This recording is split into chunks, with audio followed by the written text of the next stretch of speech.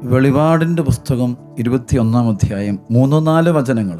ഇതാ, ദൈവത്തിൻ്റെ കൂടാരം മനുഷ്യരോട് കൂടെ, അവിടുന്ന് അവരോടൊത്ത് വസിക്കും, അവർ അവിടുത്തെ ജനമായിരിക്കും, അവിടുന്ന് അവരോട് കൂടെ ആയിരിക്കുകയും ചെയ്യും. അവിടുന്ന് അവരുടെ മിഴികളിൽ നിന്ന് കണ്ണീർ തുടച്ചു നീക്കും. ഇനി മരണമുണ്ടായിരിക്കുകയില്ല, ഇനിമേൽ ദുഃഖമോ മുറവിളിയോ വേദനയോ ഉണ്ടാകുകയില്ല, പഴയതെല്ലാം കടന്നുപോയി. പ്രിയപ്പെട്ട സഹോദരങ്ങളെ, നമ്മുടെ അടുത്ത കൃപാഭിഷേകം ബൈബിൾ കൺവെൻഷൻ നടത്തപ്പെടുന്നത് പാലക്കാട് സെൻറ്റ് റഫായേൽ കത്തീഡ്രൽ ദേവാലയ അങ്കണത്തിൽ വെച്ചാണ്. ഈ മാസം, അതായത് മെയ് മാസം 15 മുതൽ 19 വരെയുള്ള ദിവസങ്ങളിൽ, ബുധൻ മുതൽ ഞായർ വരെയുള്ള ദിവസങ്ങളിൽ വൈകുന്നേരം 4 മണി മുതൽ വൈകിട്ട് 9:30 വരെയുള്ള സമയങ്ങളിലാണ് നടത്തപ്പെടുന്നത്.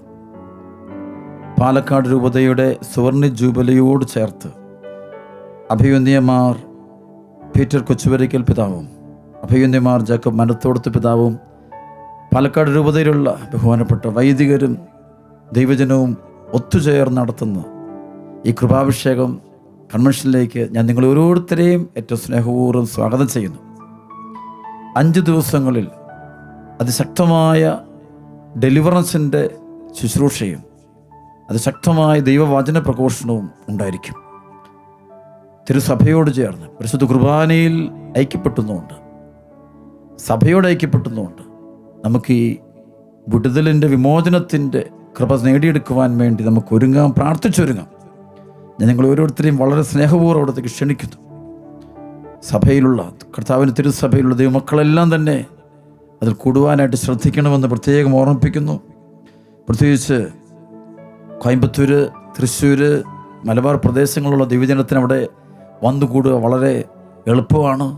വൈകുന്നേരം 4 മണി മുതൽ 9:30 മണി സമയത്ത് സ്വർഗീയ ഇടപെടലിൻ്റെ സമയമായിട്ട് കാണുകയും വചനം കേട്ട് പരിശുദ്ധാത്മാവ് നിറയുകയും ചെയ്യണമെന്ന് പ്രത്യേകമായിട്ട് ഓർമ്മിപ്പിക്കുന്നു.